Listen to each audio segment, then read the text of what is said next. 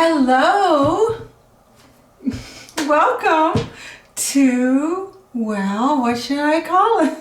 Because the Oakman kind of did a exit left, or exit stage left, right? Yeah, exit stage left.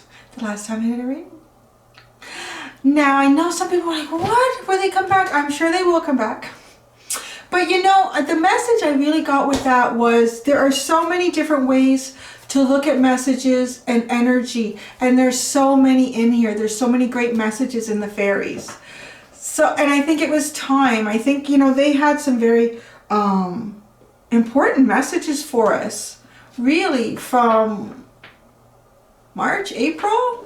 It was quite a long time, and they were getting us, I feel, sort of ready for transitions and changes in our life and our world. So now it's time for new energy. So, okay, let's do it. So yes, with me, Cindy, if you've never been here before. I'm sorry, I was very informal because I think most of the people who come here already subscribe to the channel and often come and watch. Now, I'm going to get into the reading. Hi, it is nice. I hope you're all having a little chit chat in the premiere, the live of the premiere. I'm not live. It might seem like it because you can chat, but it's a premiere. So I always do that with these readings on Friday so that everyone can have a little social time with each other and chitty chat, you know. So when I was away on vacation, I'm sure you guys have heard all the vacation stuff if you already went to the live, the real live that I did a couple days ago. But if you didn't, you see, I got a new singing bowl. It's really big. I find it's really big because it's a lot bigger than this one. But it almost feels lighter. This one is really heavy. Yeah, like look at the two inside. I actually have three. So I have three now. The third one is, I find it very hard to get it going. Look at this, my three little bowls. So I thought I'm going to do a little, are you guys ready? Are you ready? Yeah, let's do it. Let's do a whole, okay, this one is harder for me to get going, but let's try.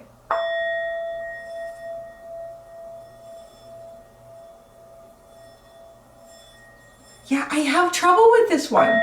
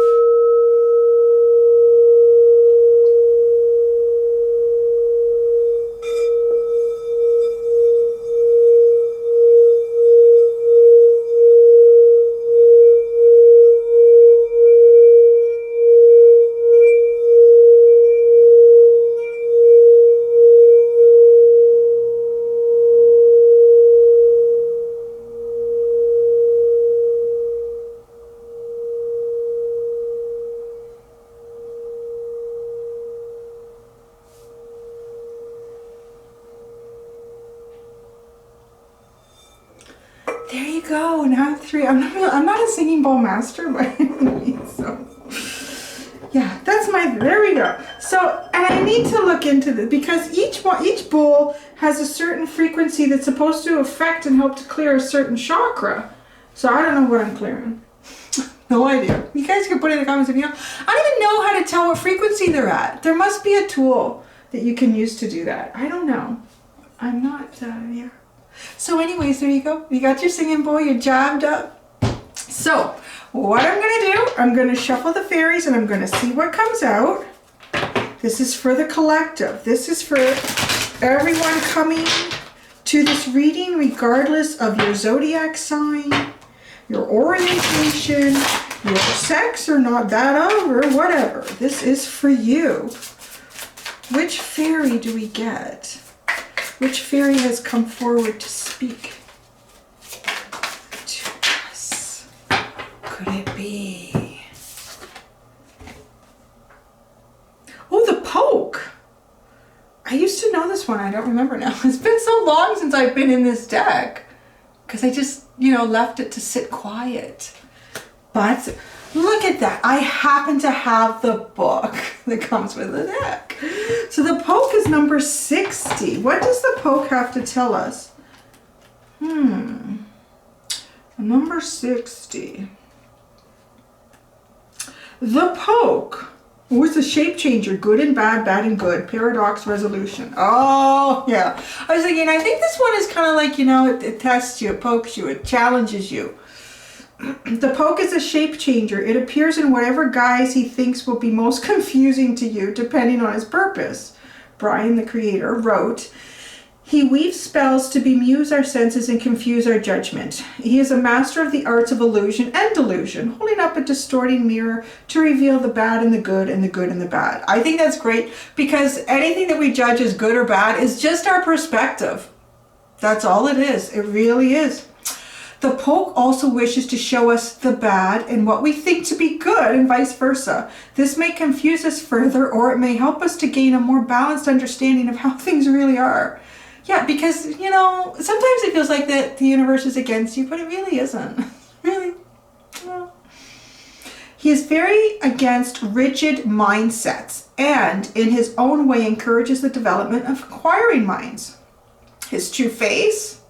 I'm not certain that a shape changer even has a true face, though he did hold still long enough for Brian to paint him. However, the poke is very proud of the faces he assumes. With them, he offers us contradictions and paradoxes, and finds it all too easy to confuse our judgment because we are often not thinking very clearly anyway. Sometimes we even hold two or more contradictory beliefs in boxes in our minds. If one is true, we think when we finally consider them, then the other must be false. Not so. Perhaps both are false. Perhaps both are partly true and partly false. We tend to cling desperately to our beliefs, even when they make no sense to others or are counter to our actual experience. It's interesting. Our paradoxes and confusions are self-created, and the poke need only dress them up a bit. Add a little sparkle and dangle them before us in order to induce confusion. In that confusion, we are likely to believe almost anything someone presents to us, just to feel as if we have a metaphorical anchor in reality. Oh, isn't that interesting? Once we have seen the truth, seeming contradictions and paradoxes melts away, and the manner of realizing the solution to a Zen cone-like, what is the sound of one hand clapping? Oh, okay, there's an answer. When we get the answer, usually by a burst of insight cutting through the confusion and paradoxes, it always seems so simple, and we wonder how we could have been in such a tizzy about so simple a thing. That's often so true. We wonder why everyone doesn't understand this so very obvious thing. So, for a starter in a reading, it is time for the resolution of seeming contradictions and paradoxes in the situation. Someone or some part of the situation is cloaked in confusion, and our muddled thoughts must be stripped away, revealing truth. We just need to think about it. The information we need is now available to us, and as soon as we have that burst of insight and get it, it's time for us to make changes based on our newly clear understanding. Alternatively, it may be time for us to make a reality check on the good, bad labels we put on things.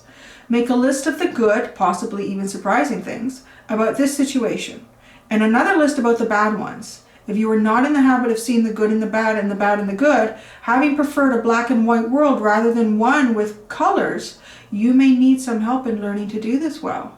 Well, isn't that interesting? Haha. See here, Brian's got a quote. Not all of the fairies have a quote. Here, fairies trip you up to give you a new perspective on the world. Yes, that I figured out a while ago. Yes. All right. The poke. We're here to be poked. Okay? So whatever you get out of this reading, it may or may not be real. It may or may not be good. It may or may not be bad. I think this reading is just about opening your mind. Open your mind and see where the trip takes you. So, I came into this reading very specifically. I picked these two decks. Oh, what are they called again? Okay. Oh yeah, the Good Tarot and the Light Seers.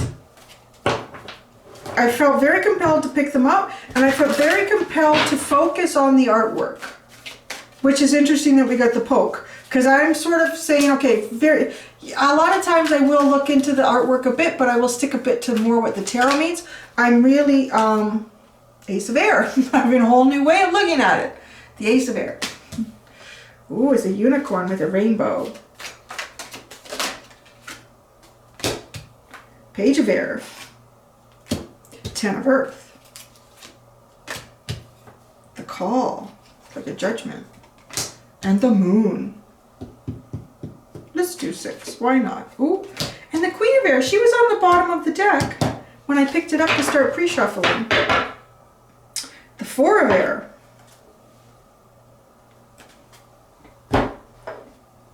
I'm getting all these cards out, and then I'm going to tell you what's going on. Because now I'm going in here and I'm going to put stuff underneath them.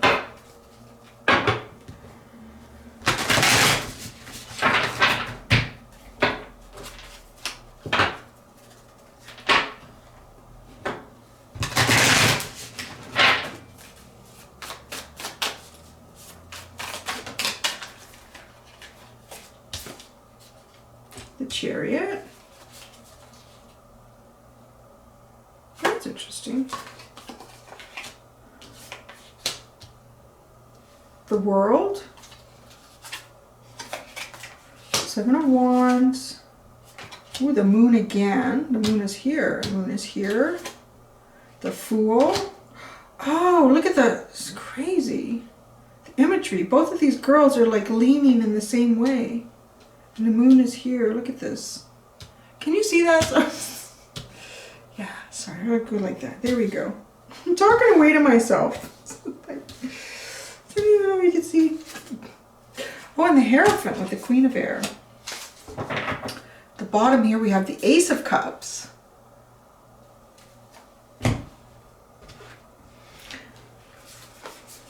The underlying energy here, to me, is really resting the mind and warming the heart. I'm just getting that. I'm hearing, I'm feeling. I'm just trying to look at the images here. The poke, before the poke even came out, it was like I just knew. I gotta look at these cards differently. I'm being asked to look at it differently. Calming, healing the mind, and warming the heart. Calming, healing the mind, and warming the heart. I'm going to quickly show you as the cards are sitting one above each other, and I'm just going to get into the story. Okay?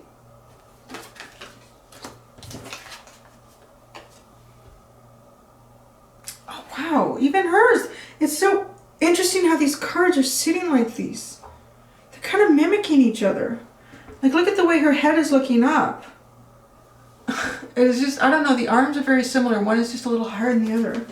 And in this one too, it had the one white horse. This has a white horse too, but a black horse with it.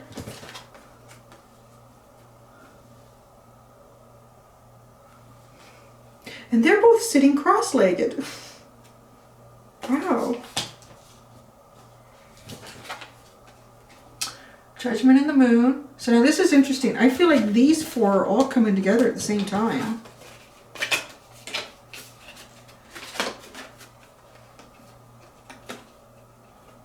So we have Judgment and the Moon, and then we have the Moon and the Fool. And look at this, her body angle and shape in the Judgment, no, the Call, sorry, the Call and the Fool. Very similar, and then these are both the Moon.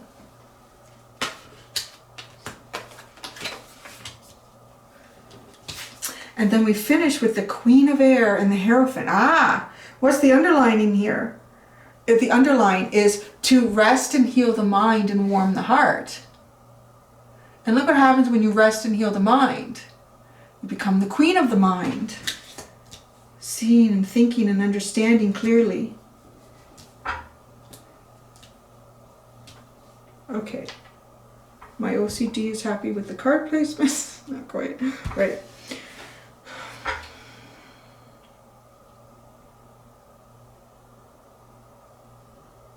Yeah, it's interesting that I've covered these two, so I can't see what they're saying. I kind of remember it. I can't really see what they're saying. I'm just looking at the imagery here, guys, and I'm going to tell you what this story is, what this message is that's coming through. For you, for me, for all of us. All right.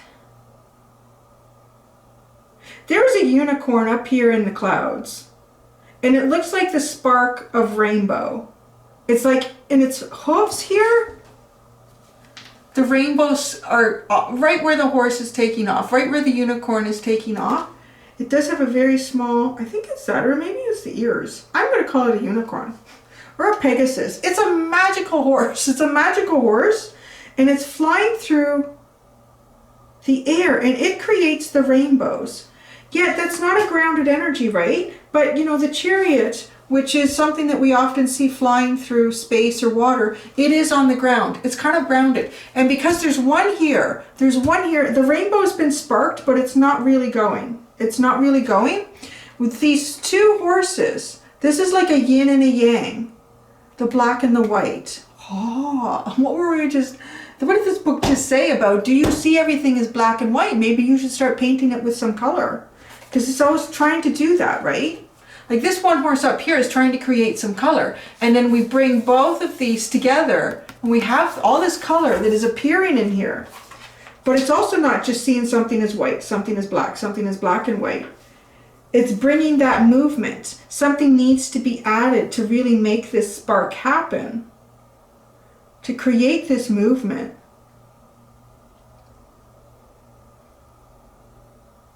Again, the wings are up here. Again, the wings. Ooh, it's really tough. Okay, this angel, like this page of air, this angel like woman standing there with her wings in the air, she almost looks like she's pleading or hoping for something. Like her face is not as happy as this girl in the world card. The girl in the world card doesn't even have wings, though. You'd think that this person with the wings would be happy. I mean, you can fly wherever you want to, yet she's looking for something, she's hoping for something, and she's not seeing it yet, right? Because when you're looking and hoping for something, you don't see it yet. I feel like this person does see it. But again, it's this grounded energy. Because it's this horse coming out of the air to come and be grounded, to almost join a group, join who and what it's meant to be with and meant to be doing. The mind. So I'm trying to stay with like what this is all about, this Four of Air. This is resting and healing the mind, guys. It's resting and healing the mind. And the sword, the air energy, right, is associated with being up in the air, with the wings. So to heal that is almost to come down from it. Is coming down, is being grounded. Is spending time earthing and walking barefoot in the grass, just walking barefoot outside. It's to be in nature.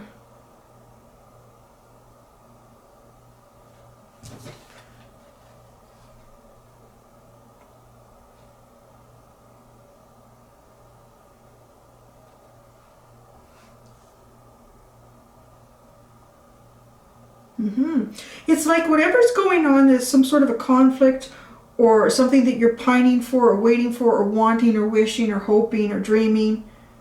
The answer is really coming down to earth and leaving that in your mind, like letting it go, letting the universe look after it. Enjoy your experience here.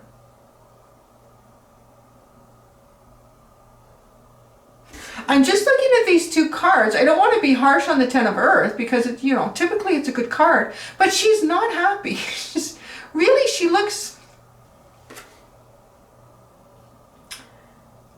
she's kind of protecting what she has. She feels very protective. It's almost like she's staring someone down. A little bit like she's staring someone down. And then this card, the Seven of Wands, is sitting under it. If anyone needed to protect themselves, it's this person. I mean, they've got all these wands pointed up to them. And the Seven of Wands is usually people kind of jabbing at you, trying to get a poke in, and you're defensive. You're trying to protect yourself. But she's closed her eyes. She knows that she's protected. And in closing her eyes, she's releasing herself and releasing herself to the journey. There's a lot of release being asked of us in this reading. First off, with the poke, really releasing our concepts. And this is a very, I'm going to say a very metaphorical, very esoteric type reading, particularly just trying to focus on the images and how they're playing with each other. Because it felt like from the beginning, before I pulled the poke out, that it wasn't so much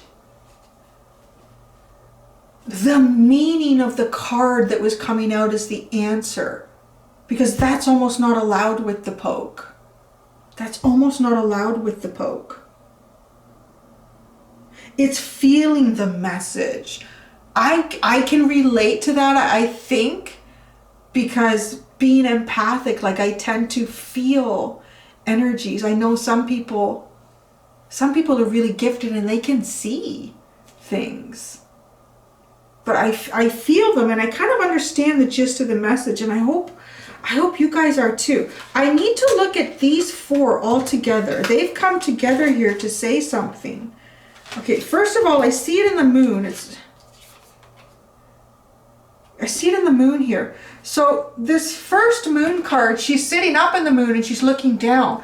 Again, it's all this up in the air stuff trying to come down. Trying to come down in the three-dimensional too. And it's also about releasing your concepts of what's good and what's bad and what's righteous and what's not, and what you're owed and what you aren't owed, or what you're hopeful for and what you're not hopeful for. Like releasing all of that is allowing your three-dimensional experience to happen. It's kind of like saying, you know, the universe has your back. The universe has had your back. You're all still here right now. You've all still survived everything that you're going through up to this point. Yeah, some of it's been hard, but that's what three-dimension is. It's hard, it's physical, it's real. And boy, she released it. Like she just dropped herself right into the ocean. Like just falling into the whole concept of going into the unknown. Just, you know, when you heal and you rest the mind. Looking at the moon card too, it is such a symbol of intuition and clairvoyance and hearing the call. What are these two doing? There's a black and a white wolf again. Hearing the call, the yin and the yang. Releasing to the experience of being human. A lot of that is taken away from us. Because being human is being part of the connection to where we are. Like here, now, I want to, one of the things that when I was on vacation, like I took all these things in my Kindle that I wanted to read, and I started reading some of them. I started reading some of them before I left. And then some of it I was finding interesting because I was researching like Egyptian mythology, Anubis and Isis. And I was just going through all sorts of different stuff. And then at one point, it dawned on me. I was sitting on the dock on the river. I was just looking and observing nature. I said, I don't need to read anything in a book. There's nothing that no one, including myself, can tell me that, you know, well, outside of like technical things. Like if you want to learn like, you know, difficult math, you need someone to explain it to you. But in terms of like a deeper understanding of yourself, and why are you here, and what are you doing, and what makes you happy, and what would you, like, who are you? Really, just go out, like, right? I'm getting that, like, go out in nature. Everything there, like, all the animals, all the fauna, all the insects, They were all telling me the story. It was all right in front of me. This is the story of life, Cindy. You really don't need to read anything. You just need to come out here. And I know that, but I've been stuck in the city for so long. I've been adulting. We've all been adulting. So you kind of forget. But yeah, the story of life is out there, and it is reconnecting with your story of life here. The Call and the Fool. Oh, these are so great. Like, these are sitting on angles together. Look at this release. The call. What is the call? Are you hearing your call? Your call, you know, it probably feels like a leap of faith. It probably feels like taking a chance. But it's actually just being alive again. It's actually just living. The call is to live again.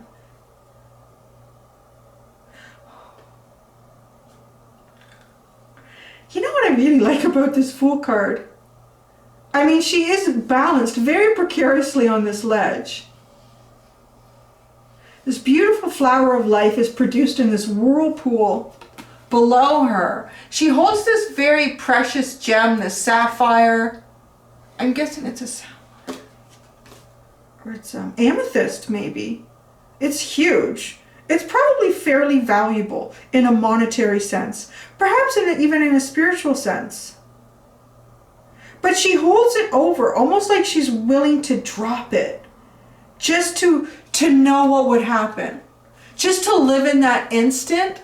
To know what would happen if she dropped that great big amethyst crystal into that whirlpool. Just to see the reaction. Just to know what would happen. And she could keep it and put it on her shelf and always look at it for years and say, isn't it so pretty? Oh, I need to dust it again. It's getting kind of dusty. Is that living? Or is dropping it into the pond to see what would happen? Is that living? The call. They're both leaning in the same direction. To lean in the same direction is what your deeper self is calling you to do. To really lean in that direction again. To really hear the call. And what is this? This call, these wolves, I can't get over. And I hear again the call to movement, the call to live, the call to come down to earth.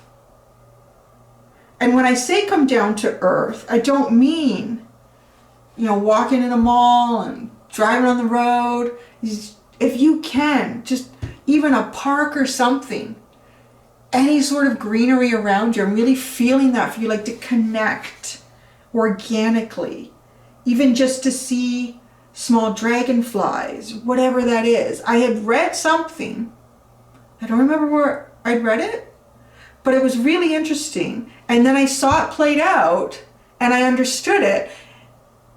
It must be true because I saw it happening. Was the dragonflies, when the female dragonfly is being pursued by a male dragonfly that she's not interested in. She doesn't like that one for whatever. I don't know how dragonflies pick each other, but she's not interested in that one. She will play dead.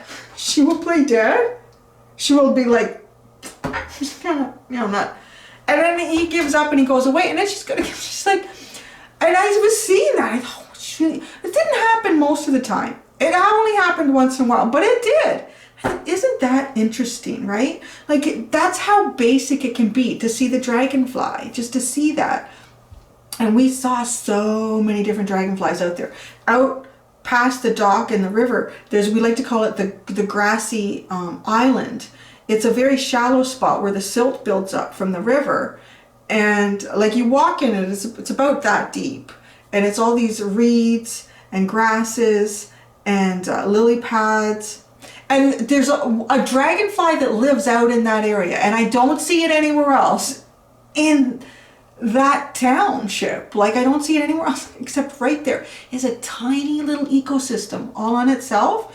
And it's maybe 80 yards long by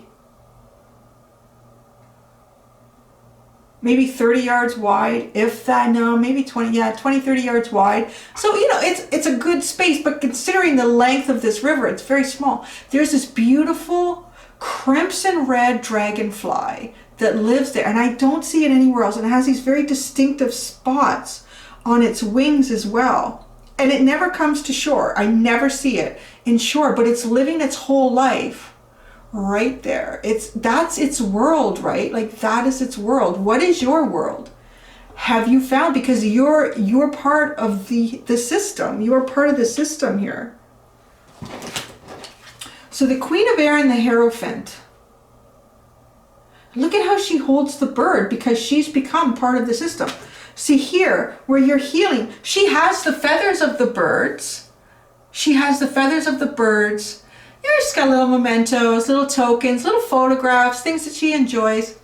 Little sound effects of the bird singing in the background. But really, really, to really connect and feel the connection. Like this is where it progresses to. It's just amazing how, I mean, this is the underline and it's talking about healing. Healing the mind, resting the mind. And then here we have the Hierophant. See, once you do that, then you can proceed up the staircase for this deeper connection. But it's almost as if we're getting a message about just grounding yourself. Stop looking at things as being good or bad. Just stop doing that. Because you'll never get the answer, right? You will never get the answer. If it's good or if it's bad. Because the poke is here to tell us. I mean, it's all in your perspective. What's going on right now in the world? Is it good or is it bad? I don't know. I'm going to be honest. I'm going to be honest. Outside of like the bad things, like people getting sick and people dying, my perspective is I like the social distancing. I like that everybody has to line up and respect each other's space. I kind of like having a big personal bubble around like strangers myself. I mean, once I get to know you, it's okay. I'm like all over you, but I kind of like that. Like, you know, I'm sort of seeing it. I'm seeing like, I'm trying to see the good in these things. But again, that's my perception. Maybe it's not, it just is, but I'm enjoying it. That's the best way to say it. Just enjoy it. Just find some joy in whatever it is. If you can, try. Find some joy in whatever it is that you're going through, that you're experiencing, or that you're seeing. And I like there's only so many people allowed in the store at one time, so it's not too crowded. Yeah, I don't know if anyone else feels the same way. But yeah, it's nice. It's not too crowded. No one's keeping away from me. I like it. Clarify. I don't even know why. I just started shuffling the deck. I don't know how to clarify. This seems really short. I have no idea how long that went on for. Does that seem short? Does that seem short? I feel like, you know what? I feel like this poke wants to say something. So that's what I'm going to shuffle on. There's some specific message from the poke. A specific message from the poke to the collective. Oh, you're all just children learning again. You're all just children learning again. There's so much to learn, no matter how old you are. There really is. There's so much to learn. And the Ace of Cups here, overflowing. It's time to learn how to overflow your cup. It's time to really learn what should be in your cup. Just to let it flow. Just to really let things flow. It's time to learn and flow. Learn and flow. And flow, too, means just going down the river. Seeing where it can take you. Yeah, right? If someone's going down the river and they try to steer away from that grassy island, they'd never know that there's a special red dragonfly that lives there, and they wouldn't learn that. It's just kind of really, oh, the river's taking me there, there I go. Yeah, you get grounded in your kayak or whatever, but it's pretty easy. Burdens. There's burdens that needs to be released. There's burdens that need to be released. Oh, I know what I wanted to do. I wanted to do from these fairies, these are my pretty little fairies. I wanted to give you guys a message from the pretty little fairies. So that was not anything like an Oakman reading, right? Now, it's kind of funny, because one of the things that I was thinking about prior coming to this reading, and this is the funny thing, and actually it's really the funny thing that then this would be one of the last cards that comes out, the Page of Pentacles, which is a very studious, like a learning, a student energy, is see how I see it, to delve into this deck and to get different messages, is what came right into my head was, I have never been a hot shot at math. But my best topic in life is math. And I always struggled with it. And I was like, one thing I learned is the best math teacher is someone who also struggled in it, because they have found so many different ways to explain it and make it understandable. I found that. I don't know what grade I was in. At some point in high school, I had the most amazing math teacher. And he would explain it in a way that I understood. And I just thought to myself, where in God's name were you all these years? Because I didn't understand. Everyone else explained because they understood math. So they just da-da-da-da-da-da-da. I know, you just said that up there, and you're repeating it right here. It's not making me understand it more, right? So what I'm getting at is there's so many different ways to understand messages, and there's so many different things that we learn from so many different people and ways to understand things. And I got that with the fairies, that the Oakmen were kind of coming through and saying that.